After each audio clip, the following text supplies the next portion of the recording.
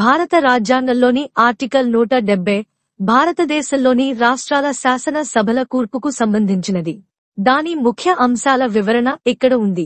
సభ్యుల సంఖ్య. ప్రతి రాష్ట్రం యొక్క శాసనసభలో కనీసం 60 మంది సభ్యులు మరియు గరిష్టంగా 500 మంది సభ్యులు ఉండాలి. ఈ సభ్యులు రాష్ట్రంలోని ప్రాదేశిక నియోజకవర్గాల నుండి ప్రత్యక్ష ఎన్నికల ద్వారా ఎంపిక చేయబడతారు.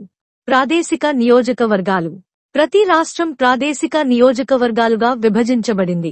ప్రతి నియోజకవర్గం జనాభా మరియు దానికి కేటాయించిన సీట్ల సంఖ్య మధ్య నిష్పత్తిని రాష్ట్రవ్యాప్తంగా సాధ్యమైనంత స్థిరంగా నిర్వహించడం లక్ష్యం. జనాభా గణన మరియు పునః సర్దుబాటు.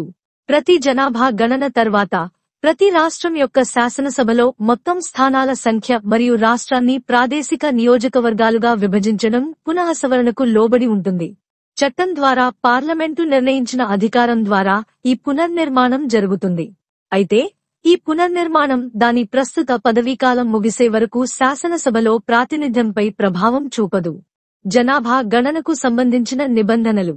2026 సంవత్సరం తర్వాత తీసుకున్న మొదటి జనాభా లెక్కల నుండి సంబంధిత గణాంకాలు ప్రచురించబడే వరకు కొన్ని నిబంధనలు వర్తిస్తాయి. జనాభా సంబంధిత విషయాలను నిర్ణయించే ఉద్దేశ్యంతో గత జనాభా గణనను 2001 జనాభా గణనగా పరిగణించారు. 2026 జనాభా లెక్కల నుండి సంబంధిత గణాంకాలు అందుబాటులోకి వచ్చే వరకు శాసనసభలో మొత్తం సీట్ల సంఖ్య లేదా రాష్ట్రాన్ని ప్రాదేశిక నియోజకవర్గాలుగా విభజించడం గురించి ఎలాంటి పునర్సర్దుబాటు అవసరం లేదు. సారాంశంలో ఆర్టికల్ 170 భారతీయ రాష్ట్రాలలో శాసన సభల కూర్పుకు సంబంధించిన ఫ్రేమ్వర్క్ ను వివరిస్తుంది. ఇందులో సభ్యుల సంఖ్య, నియోజకవర్గాల విభజన మరియు జనాభా గణన డేటా ఆధారంగా పునర్విభజన ప్రక్రియ ఉన్నాయి.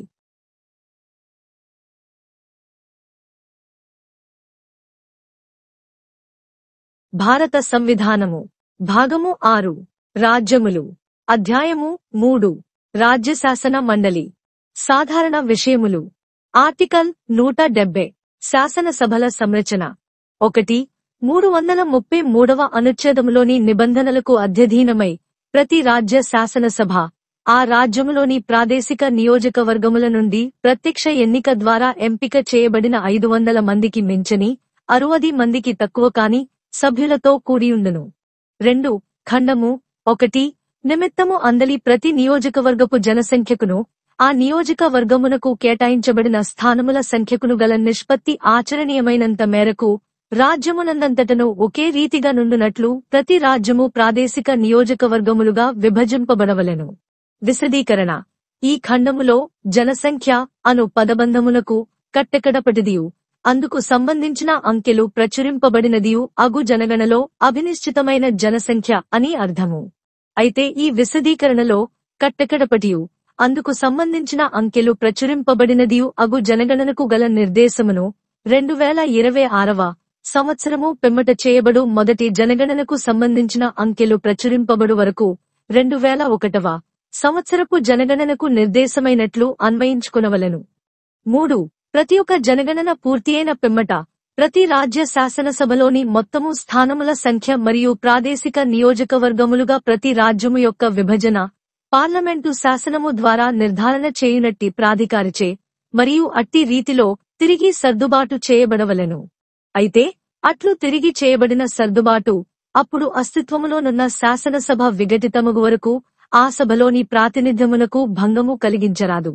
అంతేకాక అట్లు తిరిగి చేయబడిన సర్దుబాటు రాష్ట్రపతి ఉత్తర్వు ద్వారా నిర్దిష్టపరచునట్టి తేదీ నుండి అమలులోనికి వచ్చును మరియు అట్టి సర్దుబాటు అమలులోనికి వచ్చు వరకు ఆ శాసనసభకు చెందిన ఏ ఎన్నికనైనను అట్టి సర్దుబాటునకు పూర్వము ఉన్న ప్రాదేశిక నియోజకవర్గముల ప్రాతిపదికపై జరుపవచ్చును. అంతేకాక ఇంకను 2026వ సంవత్సరము పిమ్మట చేయబడు మొదటి జనగణనకు సంబంధించి అంకెలు ప్రచురింపబడు వరకు ఈ ఖండము క్రింద 1. ప్రతి ఒక్క రాజ్యశాసన సభలోని స్థానముల మొత్తము సంఖ్యను 1971వ సంవత్సరపు జనగణన ప్రాతిపాదికపై తిరిగి సర్దుబాటు చేయుట వరకు. 2. 2001వ సంవత్సరపు జనగణన ప్రాతిపదికపై తిరిగి సర్దుబాటు చేయబడునట్టి రాజ్యమును ప్రాదేశిక నియోజకవర్గములుగా విభజించుటయు సర్దుబాటు చేయుటకు ఆవశ్యకము కాదు. The Constitution of India, Part 6, The States. Chapter 3. The State Legislature. General. Article 170. Composition of the Legislative Assemblies. 1. Subject to the provisions of Article 333, the Legislative Assembly of each state shall consist of not more than 500, and not less than 60, members chosen by direct election from territorial constituencies in the state.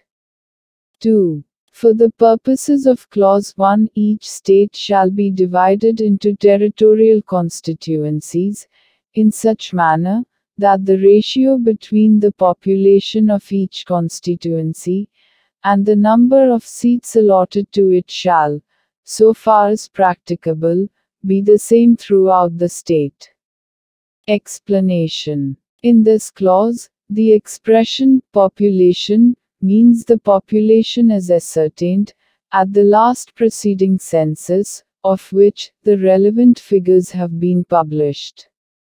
Provided that the reference in this explanation to the last preceding census, of which the relevant figures have been published shall, until the relevant figures for the first census taken after the year 2026 have been published, be construed as a reference to the 2001 census. 3. Upon the completion of each census, the total number of seats in the Legislative Assembly of each state, and the division of each state into territorial constituencies shall be readjusted by such authority, and in such manner, as Parliament may by law determine. Provided that such readjustment shall not affect representation in the Legislative Assembly, until the dissolution of the then existing Assembly. Provided further that such readjustment shall take effect from such date, as the President may, by order, specify. And, until such readjustment takes effect, any election to the Legislative Assembly may be held on the basis of the territorial constituencies existing before such readjustment. Provided also that, until the relevant figures for the first census, taken after the year 2026, have been published, it shall not be necessary to readjust the total number of seats in the Legislative Assembly of each state, as readjusted on the basis of the 1971 census. And the division of such state into territorial constituencies, as may be readjusted on the basis of the 2001 census, under this clause.